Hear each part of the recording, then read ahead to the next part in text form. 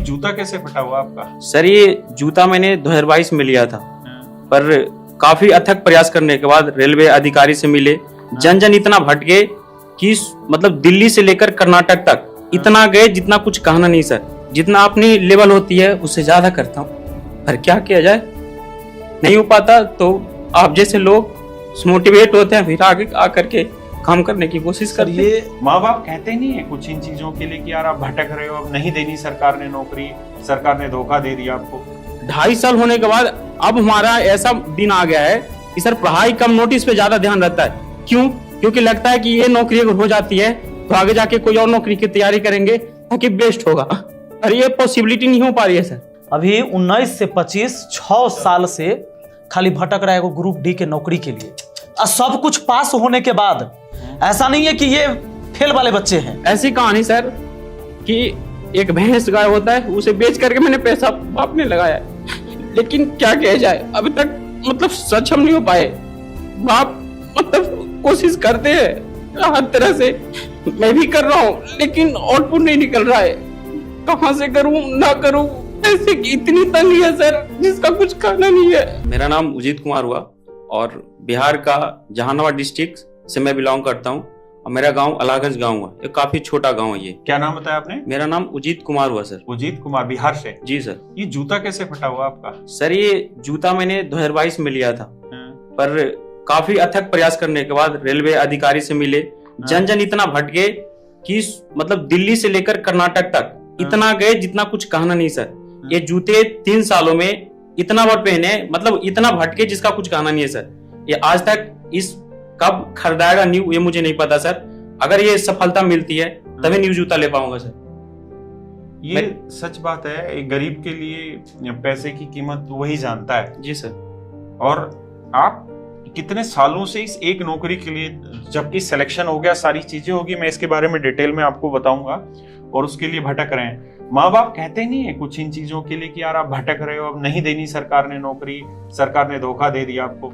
Sir कहते हैं, पर मैं यही कहता हूँ कि सर पे बिलीव है और अपनी संघर्ष पे बिलीव है। जितना अपनी लेवल होती है उससे ज्यादा करता हूँ, पर क्या किया जाए, नहीं हो पाता तो आप जैसे लोग मोटिवेट होते हैं, फिर आगे आकर के काम करने की कोशिश सर करते हैं। ये ऐसे शिक्षित नौजवान है ना जो हर जगह से प्रताड़ित है। हर जगह से जब ये बेरोजगार हैं तो अपने परिवार, पूरे समाज से प्रताड़ित है, और शिक्षित होकर तब सोचिए 2019 से अभी 25 चल रहा है, 5 साल में सरकारें बदल जाती है, सरकार दोबारा बनता है, और ये लड़का सब अभी 19 से 25 6 साल से खाली भटक रहा है वो ग्रुप डी के नौकरी के लिए, और सब कुछ पास होने के बाद ऐसा नहीं है कि ये फेल वाले बच्चे हैं। हाँ, सेलेक्ट होने वाले बच्चे, सिलेक्ट वाले बच्चे हैं, और सिर्फ इनको ज्वाइनिंग लेटर नहीं दिया जा रहा है।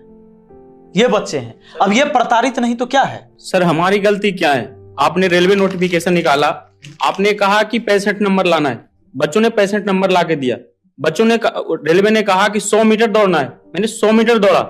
रेलवे ने कहा कि 1 किलोमीटर 4 मिनट 15 सेकंड के अंदर आना है, तो उन्होंने मैंने 4 मिनट 15 सेकंड के अंदर ला के दिखाया। फिर रेलवे ने कहा कि ये स्टैंडर्ड होना चाहिए, उस स्टैंडर्ड में हम लोग फिट पाया। तो सर हम अब क्या करें? जितनी कैपेबिलिटी होती है उतना मैं कोशिश कर रहा हूं, और पास करके भी दिखाया। तो सर अब हमारी गलती यहाँ पे कहाँ है? ये तो सरकार देख सकती है, या फिर जो रेलवे डिपार्टमेंट में बैठे हैं वो देख सकते हैं कि हमारी कमी कहाँ है। जो आपने कहा वो मैंने फॉलो किया, अगर अनफॉलो करते तो हम अवॉइड कर दिए जाते। सर आज तक मैं बता दूं, एक नॉर्मली डाटा 2022 के बाद हम लोग 23 में कंप्लीटली फुल्ली कर लिए। 10 मार्च 2023 को मेरा मेडिकल हो गया। उसके बाद से अभी हम लोग मतलब 4-5 जने मेरी कोर टीम है, हमारी 7-8 टीमों का, उसमें हर एक पॉइंट को बारीकी से, मतलब पढ़ाई कम है, नोटिस पे ज्यादा ध्यान रहता है। 2.5 साल हो गया जी सर, आपका सब कुछ फाइनल होने के बाद भी 2.5 साल होने के बाद अब हमारा ऐसा दिन आ गया है कि सर पढ़ाई कम, नोटिस पे ज्यादा ध्यान रहता है। क्यों? क्योंकि लगता है कि ये नौकरी अगर हो जाती है तो आगे जाके कोई और नौकरी की तैयारी करेंगे ताकि बेस्ट होगा, और ये पॉसिबिलिटी नहीं हो पा रही है सर। एक गरीबी इंसान गरीब ही जानता है, और उसको दर्द को कौन समझता है? अगर समझ कोई जाता है, जैसे आप जैसे टीचर जो समझ जाते हैं, वो बच्चों को प्रोत्साहन करके आगे की ओर करके वो नौकरी देने में हेल्प करते हैं। अगर ये रेल मंत्री हो या फिर किसी भी विभाग में हो, अगर ऐसे चलता रहा तो देश को क्या होगा? आखिर गांव के एक छोटे छोटे बालक कैसे पढ़ते हैं, सर मैं आपको बता दूं सर, मेरी हमारी जो कहानी है, मैं 6 में 10 किलोमीटर साइकिल चला करके 8 तक गया। मतलब 10 किलोमीटर आना, 10 किलोमीटर जाना। मेरा राघंज गांव हुआ, वहां से 10 किलोमीटर मखदूमपुर पड़ता है। मैं वहां जा करके मतलब साइकिल से, सुबह में 8 बजे क्लास होती थी, साइकिल मतलब सुबह में 7 बजे हम चल जाते थे। मम्मी खाना दे ना दे कोई मैटर नहीं करता, पर हम साइकिल चला करके 10 किलोमीटर आते थे या 10 किलोमीटर जाते थे। फिर मैंने 10th किया यहाँ मानस इंटरनेशनल स्कूल है जहानाबाद में, फिर मैंने ट्रेन से किया। मेरे फादर किसान है, फिर मैं वहां पे भी गया। मैं वहां पे पैसे ना की वजह से रिजल्ट नहीं दिया रहा था, पर एक मेरा दोस्त था, उन्होंने कहा कि मैं पैसा देता हूं। पैसा दे करके 10,000 मेरे पेंडिंग जो थे 19,000 रुपए पेंडिंग थे, उन्होंने 10,000 रुपया दे करके उन्हें रिजल्ट दिखवाया। मतलब समेटिव में कहानी चलता था, फॉर्मेटिव समेटिव, तो पैसे दे दिया गया। और उसमें मेरा क्या हुआ था, उसमें ओलंपियाड हुआ था, तो ओलंपियाड में हमने गोल्ड मेडलिस्ट था, तो उसके कारण प्रिंसिपल जो मिले हमसे तो 10,000 उन्होंने माफ कर दिया था। और फिर उस एक साइंस एग्जीबिशन हुई थी, एसडीएम आया था, तो उसमें भी मेरा 2nd रैंक था। तो उसमें फिर हम लोगों ने, सर ने बुला करके मुझे अवार्ड दिया, और गोल्ड मेडलिस्ट होने के बाद उन्होंने पैसे को डिक्रीज कर दिया। मानस इंटरनेशनल स्कूल जहानाबाद का है वो। वहां से मेरी विचारधारा फिर चला 12th का। मेरे ऐसी कहानी सर कि एक भैंस गाय होता है, उसे बेच करके मैंने पैसा बाप ने लगाया है। लेकिन क्या किया जाए, अभी तक मतलब सक्षम नहीं हो पाए। बाप मतलब कोशिश करते हैं हर तरह से, मैं भी कर रहा हूं, लेकिन आउटपुट नहीं निकल रहा है। कहां से करूं ना करूं, पैसे की इतनी तंगी है सर, जिसका कुछ खाना नहीं है।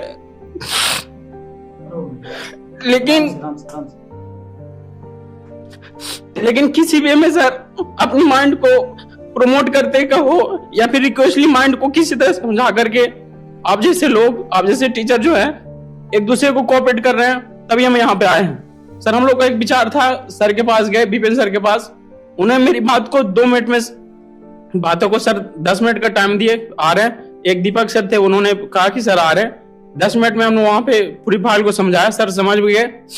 2 मिनट में सर कहा कि मैं आपकी बात को समझता हूं, आप राकेश सर से मिला, मैं तुरंत मिलवा दूंगा, कोई दिक्कत नहीं है। उन्होंने एक डेट दिया 19 तारीख को, फिर बोले कि सर मेरा कुछ कहानी है, तो मैं 20 तारीख को आपसे मिलूंगा दिल्ली में। फिर मेरा सर मीटिंग कुछ था रेलवे में जो चल रहा था, फिर मैंने 20 तारीख को सर आपसे मिला, और जो बातें मैं यहाँ पे रिप्रेजेंट कर रहा हूँ, किसी पे में सर इतनी फाइलें हो गई, इतनी फाइलें, या माइंड उतर जाता है, कौन सी फाइल किस डेट में तुरंत माइंड कर जाता है। अभी हम लोग को क्या होना चाहिए था, रिजल्ट आ जाता, माइंड फ्रेश होकर के किसी अच्छी चीज का और तैयारी करते। ग्रुप डी एक तो मात्र नौकरी है सर, पर क्या किया जाए, हम जैसे लोग जो वीकर पर्सन में है, मतलब जो इकोनॉमिकली काफी लो हैं, उनके लिए क्या किया जाए। सोचता है कि एक छोटी नौकरी ले लिया जाए। हमारे घर में सर अगर हम जॉब होते तो मेरी फैमिली में एक भी जॉब वाला नहीं है। अगर हम फैमिली में जॉब होते तो फैमिली को प्रमोट करते आगे की ओर, ताकि फैमिली बीकर काफी आगे जाता। स्थिति ये है सर कि इन्होंने थोड़ा देर पहले कहा मेरे पिताजी किसान हैं, तो किसान आप हरियाणा वाला मत समझिएगा। समझता आपके यहाँ के जो किसान, सर आप हरियाणा से हैं, हरियाणा, पंजाब, मध्य प्रदेश, ऐसे किसान जीते भी हैं इससे। हम लोग का केवल पेट भर जाए ना, ये काफी होता है वहां की खेती से। पेट भी सबके नहीं भरते, हमारे यहाँ खेती करके सबके पेट नहीं भरते, खुद के परिवार के।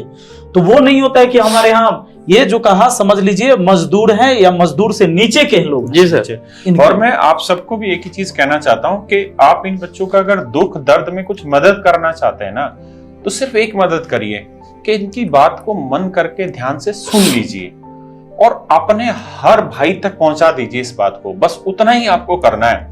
बाकी इनकी जो मदद होगी, जो हमारे में सामर्थ्य में, वो हम सब करेंगे। अब ये मुझे लगता है कि टीचर्स की जिम्मेदारी है कि इन बच्चों के हक की लड़ाई हम लड़ें, लेकिन आप अगर कुछ कर सकते हैं तो एक ही चीज कि इनकी बात को पहले सुने, समझें, क्योंकि जो आज इनके साथ है वो कल आपके साथ भी हो सकता है। और उस बात को हर बच्चा अपनी जिम्मेदारी समझ ले और ये मान ले कि मुझे इस बात को हर कोने कोने तक फैलाना है।